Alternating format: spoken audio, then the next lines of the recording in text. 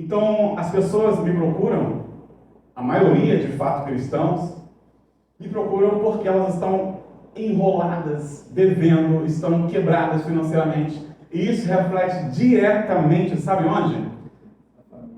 Exatamente. A família sofre. E quando a família sofre, a igreja é composta de famílias, a igreja sofre. Por quê? Quando o irmão pensa em destinar os recursos, ele não tem aqueles recursos mais, porque eles já se esvaíram em alguma outra atividade, em outro compromisso. E aí, as salvas que passam na igreja, elas sofrem um pouquinho, porque os recursos estão comprometidos. Na palestra de ontem, nós falamos sobre dízimo lá nas igrejas, e eu mostrei para eles um vídeo que tem lá no meu canal, para os irmãos, onde fala que Deus não é miliciano. Nossa, mas que forte, Alexandre. Porque muitas pessoas enxergam a Deus com a figura de um miliciano, onde Deus ele parece que envia um anjo para fazer a cobrança do dízimo, se não pagar, o devorador vem, destrói a família da pessoa, destrói a casa, destrói o trabalho, e a pessoa acaba contribuindo por medo, não por gratidão. Gratidão é o sentimento que deve envolver as dádivas que nós levamos à casa do Senhor. Nós não pagamos o dízimo, nós não damos o dízimo, nós devolvemos a Deus porque pertence a Ele. Então, irmãos, Jesus ele não olhou para a quantidade da oferta da viúva, mas pela qualidade dessa oferta. E agora eu gostaria de apresentar a vocês um conceito especial, diferenciado, que provavelmente vocês ainda não ouviram falar. Esse conceito de ofertas crescentes. Você já imaginou se ao invés de você estabelecesse um plano de ofertas sistemáticas fixas, essas ofertas sistemáticas fossem crescentes? Já imaginou? E como é que a gente consegue isso? Vou mostrar para vocês. Através do efeito bola de neve.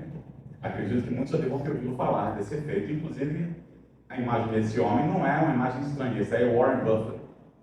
Um dos homens mais ricos do mundo, um dos bilionários mais interessantes de se estudar no planeta.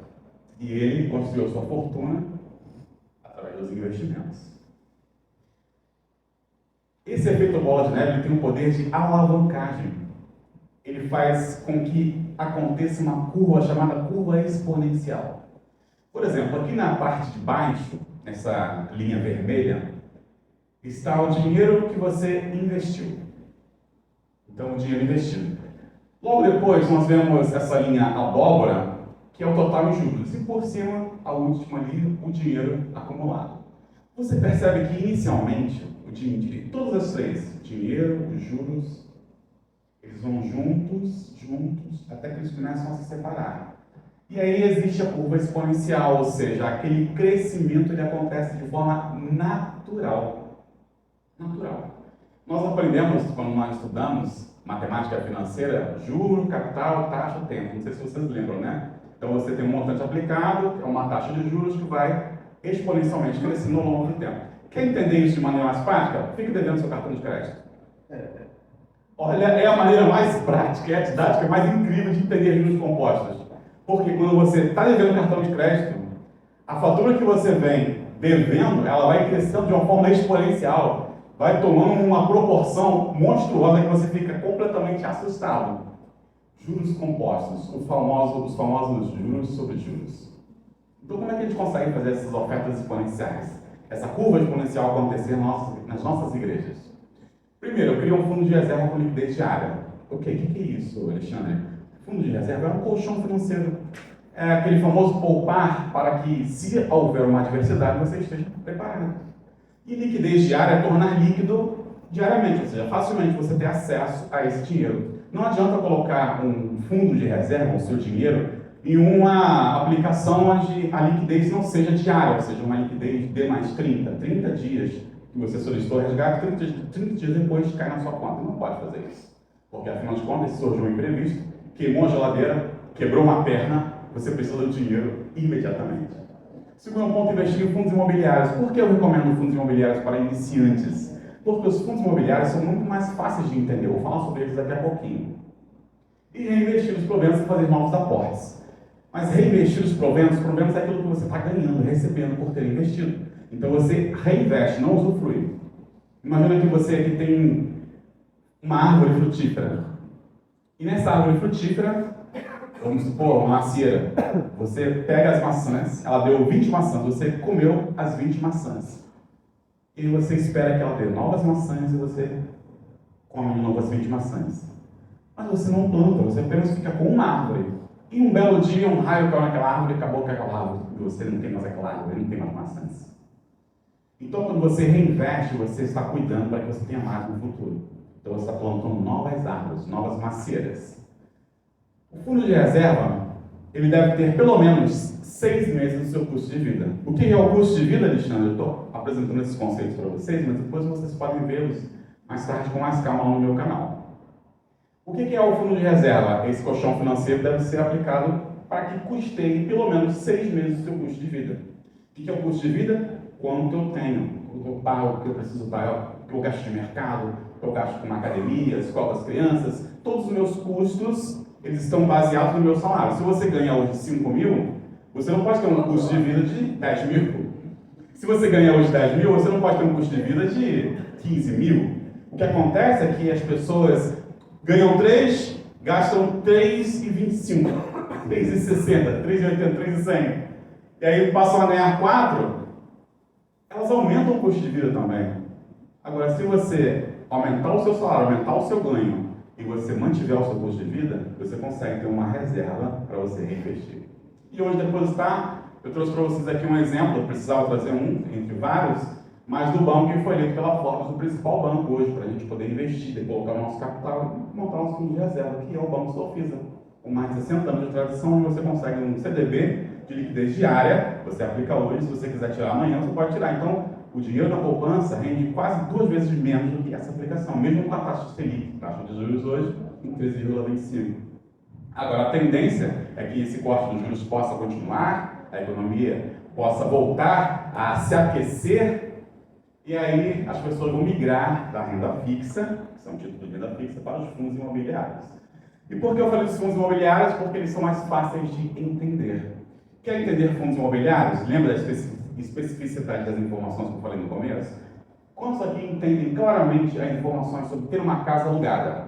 Você tem uma casa que você coloca para alugar, alguém vai lá, um inquilino vai lá morar, e ele paga para você o que mensalmente? Aluguel. O aluguel. Então você recebe o aluguel, ok? Coloca no seu bolso. E todos os meses você vai repetir esse processo. O inquilino paga, você pega o aluguel e coloca nos seus bolsos. Os fundos imobiliários funcionam exatamente a mesma coisa, só que ao invés de ter um imóvelzinho, uma casinha, um apartamentinho, não. Você pode ter um conglomerado empresarial, você pode ter várias casas, condomínios, shopping centers, e você vai ser dono de uma fatiazinha. Quanto mais você investir, maior é o seu rendimento. E hoje você encontra facilmente fundos imobiliários que te dão retornos de 1% ao mês. E tem fundos imobiliários com menos de R$10. Dá para você começar. Mesmo com um troco, você vai lá e começa. Mas, Alexandre, R$10 não vai me deixar rico. Concordo com você. Mas vai te ensinar uma coisa chamada disciplina. Disciplina. Nós aprendemos que precisamos ser disciplinados. E esses rendimentos, eles são isentos de imposto de renda. Porque se você recebe um aluguel, você tem que declarar. Uma casa, né? Mas os fundos imobiliários, eles te pagam aluguéis mensalmente. Em sua maioria deles, maioria esmagadora, mensalmente. E você já está com aquele rendimento isento de imposto de renda. Agora eu quero mostrar para vocês uma coisa interessante. Quantos gostariam de ter em sua conta bancária R$1 milhão? Saiba que não é.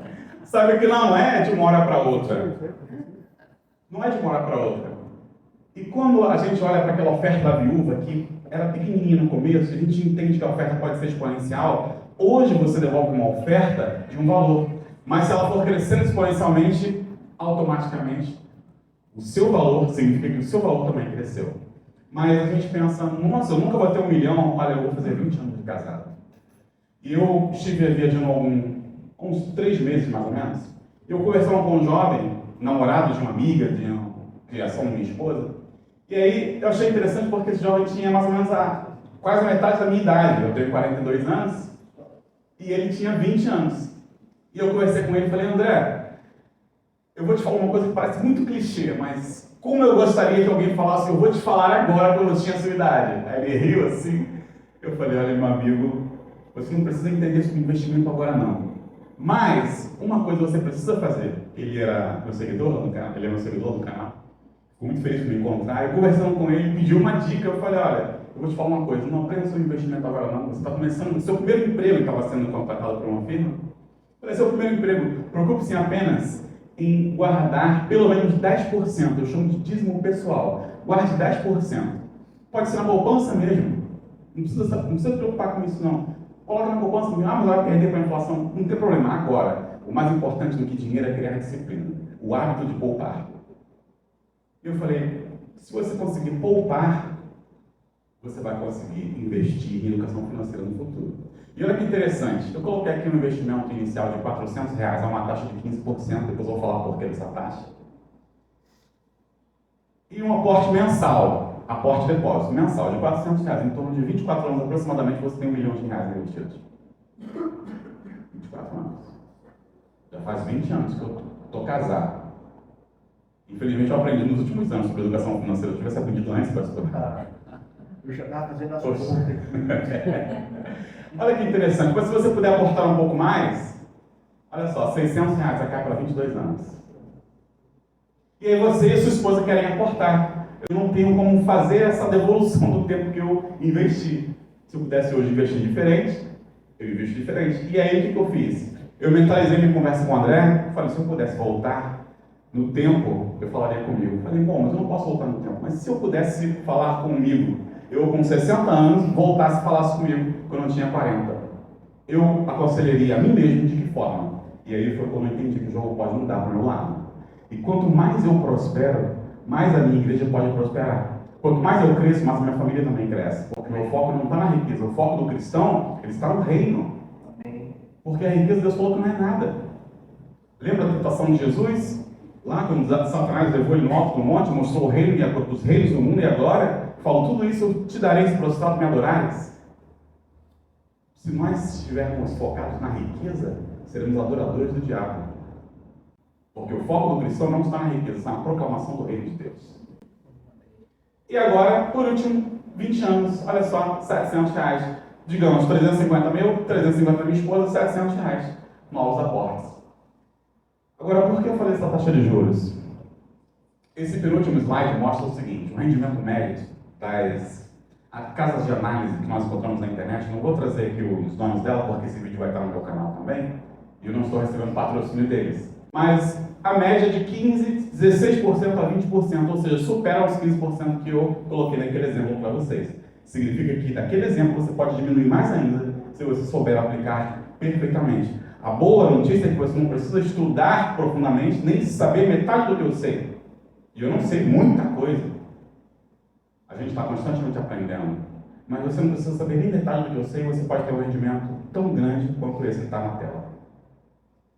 Por último, irmãos, Jesus ele entregou a vida dele por nós. Nós precisamos ser mordomos, obedientes, fiéis. Por quê? Estamos administrando os recursos que o Senhor nos concede. Deus nos concedeu porque Ele confiou em nós. Quão bom deve ser o mordomo, quão qualificado deve ser o mordomo para administrar os recursos do seu Senhor. Se você investir em educação financeira hoje em dia, tem tudo isso, tudo que eu falei, gratuito, de forma gratuita na internet. Mas você precisa ser específico nas informações que você quer. Quando você olha para os investimentos em bolsa, existem mais ou menos umas 7, 8 modalidades de investimento. A mais simples delas é investir com foco em dividendos, onde você encontra empresas já consolidadas que oscilam pouco com as oscilações do mercado. Elas refletem pouco as oscilações do mercado. Então você investe mais tranquilo. Eu estava conversando no conselho de anciãos com um pastor lá de Nova Iguaçu, e aí eu falei, pastor, a grande questão é que a gente não pode ficar preocupado. A gente está pregando na igreja sábado e preocupado com os seus investimentos. Ah, meu Deus, será que vai crescer? Será que vai diminuir? Será que vai oscilar? Então, por isso que nossos investimentos são mais conservadores. Nós evitamos muito o risco, sabe? Aquele perfil muito agressivo. Somos conservadores e moderados, dificilmente agressivos. Mas existe uma forma de trabalhar com conceitos agressivos que é com o lucro que você obtém, mas isso é uma outra história. Eu quero finalizar dizendo para você que nesse momento há pessoas que torcem pelo seu sucesso e pelo seu fracasso. Há pessoas que querem ver você bem, mas há pessoas que apenas olham para você e querem te destruir ou sentem inveja de você e não querem ver você prosperando. Dizem que as pessoas nunca querem sempre nos ver bem, mas nunca melhor que elas. Mas a grande questão é que nós cristãos queremos ver as pessoas cada vez melhores, cada vez mais saudáveis, cada vez mais bonitas, cada vez mais ricas, cada vez mais prósperas. E eu quero dizer que nós não estamos ricos no momento, mas nós já somos ricos. Nós já somos ricos porque nós temos a maior de todas as riquezas.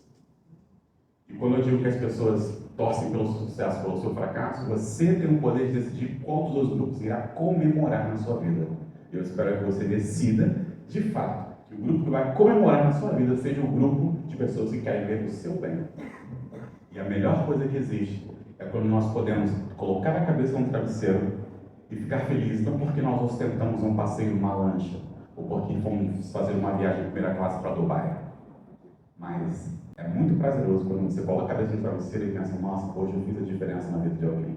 E é muito mais fácil você fazer a diferença quando você dispõe de recursos financeiros para isso. Você se educou financeiramente, não passa por apertos, e você consegue saldar as suas dívidas e fazer uma oferta crescente na sua igreja para vê-la prosperar e proclamar o foco do cristão, que é o reino de Deus, aqui na terra. Amém. Amém. É o meu desejo e minha oração nessa manhã, em nome de Jesus. Amém.